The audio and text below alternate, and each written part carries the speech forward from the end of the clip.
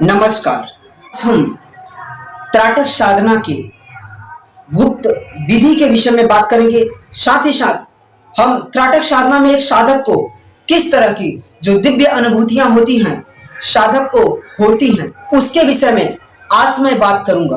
और मैं ये भी बताऊंगा कि साधक को त्राटक साधना करने के लिए किन किन बातों की, किन किन सावधानियों का बहुत दृढ़ होकर के पालन करना चाहिए, जिससे साधक के त्राटक की जर्नी में, ध्यान की जर्नी में और अपने आध्यात्मिक विकास के यात्रा में उसकी पूर्ण मदद हो सके।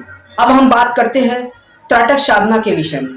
त्राटक साधना एक अचूक, अति प्रचंड, शक्तिशाली अपने चित्त को एकाग्र करने की प्रक्रिया है जो कि सिद्धियों को पैदा करने वाला है। त्राटक साधना करने के लिए कई तरह के माध्यम हैं, जैसे दर्पण हुआ, बिंदु हुआ, ज्योति हुआ, या कोई पुष्प हुआ, या खुला आकाश हुआ, या फिर आपको अंधेरा हुआ, या भीतर का अंतर आकाश हुआ। कई तरह का माध्यम हो सकता है, लेकिन मेरे हिसाब से जो त्राटक की सबसे अच्छी तकनीक है जो आपको एकाग्र करने में बहुत ज्यादा मदद करती है वो है दीपक त्राटक और दूसरा दर्पण त्राटक।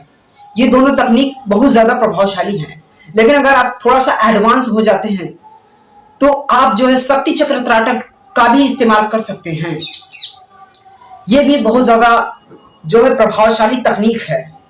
सम्मोहन के क्षेत्र में इसका बहुत ज्यादा इस्तेमाल किया जाता है। त्राटक साधना करने के लिए आपको रात्रि के समय अगर आप त्राटक साधना करें तो बहुत बेहतर होता है, क्योंकि बहुत ज्यादा शांति का माहौल होता है। लेकिन अगर आपको टाइम नहीं मिलता है तो आप सुबह के टाइम में भी आप कर सकते हैं। आप सुबह के टाइम में त्राटक साधना करते हैं तो आपका मन ज्यादा शांत रहता है और ज्यादा शक्तिशाली रहता है। इसमें आप ज्यादा ध्यानमय हो सकते हैं और सुबह का समय ब्रह्मांड की सारी शक्तियां जो है एक्टिव होती हैं, वो भी जो है आपकी मदद करते हैं।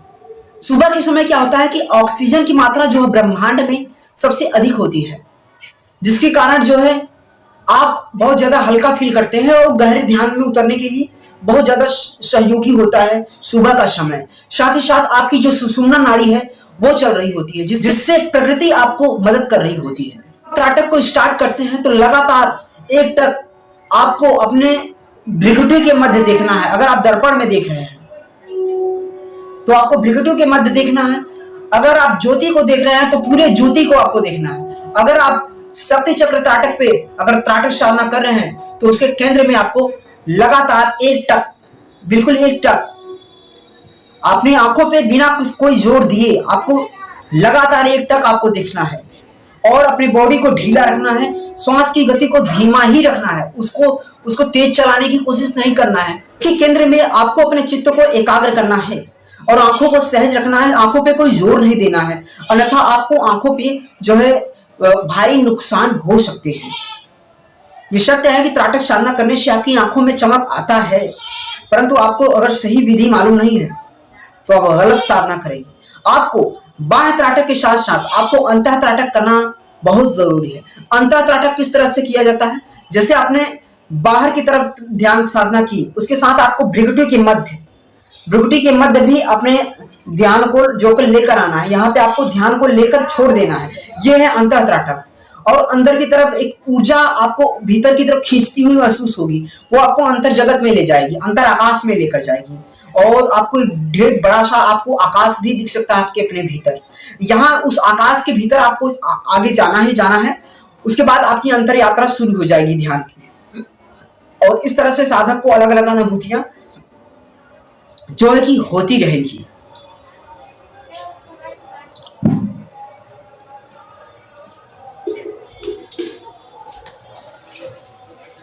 त्राटक के साथ साथ अगर आप साधना कर रहे हैं तो ये हमेशा एक साधक को ध्यान रखना चाहिए कि उसको अपने ब्रह्मचर्य पे, अपने इंद्रियों पर, विशेषकर जननेंद्रियों पर नियंत्रण रखना चाहिए। अपनी काम वासना पर साधक को नियंत्रण रहना चाहिए। क्यों? क्योंकि काम वासना का संबंध आपके मन से है। अगर आपने अपने ब्रह्मचर्य को खंडित कर दिया तो आपका मन कभी स्थिर नहीं होगा, ना ही आपको ध्यान में गति होगी, और आपकी जो शक्ति है, जो आध्यात्मिक शक्ति है, वो क्षीण हो जाएगी। ध्यान में जो ग्रोथ है वो रुक जाएगा। ये सत्य है। कई लोग साधना की जगत में वो कह सकते हैं कि हाँ ये नॉर्मल सी चीज है, नॉर्मल सी चीज है, लेकिन मैं आपको बता दूं कि ये कदम है। ब्रह्मचर्य एक तरह का कदम है। एक कदम आप आगे बढ़ाते हैं, अगर आपने ब्रह्मचर्य खंडित कर दिया तो वो कदम आपका पीछे हो जाएगा। फिर एक कदम आगे बढ़ाएंगे, ब्रह्मचर्य खंडित किया, फिर एक कदम पीछे हो जाएंगे। इस तरह से बार बार आप अपने ब्रह्मचर्य का खंडन करते रहेंगे तो आप कभी भी साधना में, ध्यान की जो जर्नी है, त्राटक की जो जर्नी है, उसमें गति नहीं कर पाएंगे। न ही आपको सिद्धियों की अनुभूति हो पाएगी, न ही आपको जो ग्रोथ है, अल्टीमेट ग्रोथ, जो भीतर का जो पोटेंशियल है, वो दिख नहीं पाएगा। आपके भीतर जो आपका मणिपुर चक्र जो एक्टिव हो रहा है वो नहीं हो पाएगा। अब नीचे के चक्रों की तरफ ही बहते चले जाएंगे। ऊपर के चक्रों की ऊर्जा चाहिए और आप अपने भीतर की ऊर्जा को क्षय करते जाएंगे तो ग्रोथ नहीं हो पाएगा। साधना करने के बाद अपनी आंखों को धो लें। इस तरह से आप लगातार साधना करते रहिए, और ढेर सारी सावधानियां हैं। त्राटक पे अच्छे से आप पढ़ भी सकते हैं। खैर, आप हमारे वीडियो से जुड़े रहेंगे। हमने और भी त्राटक पे कई सारी विधियां हमने बताई है, जैसे छाया त्राटक, बिंदु त्राटक, ज्योति त्राटक, दर्पण त्राटक, ढेर सारी त्राटक की विधियां हमने ऑलरेडी बताई है। आप वहां पे देखकर जो है त्राटक की गुप्त विधियों को सही से आप सीख लें और उसकी लाभ और हानि को सही से जान लें, तब आप त्राटक साधना करें। अन्यथा त्राटक साधना से कभी कभी साधक के जो है दायां पार्ट गर्म और बायां पार्ट जो है ठंडा रहता है, इस तरह की शिकायतें आ जाती हैं। कारण है साधक का ब्रह्मचर्य का खंडन। देखिए, त्राटक साधना करेंगे तो आपको सिद्धियां मिलेंगी, आप हीलिंग कर सकेंगे, लेकिन आप अपनी शक्तियों का हील करके किसी को मत, अपनी शक्तियों का व्यर्थ मत करिए।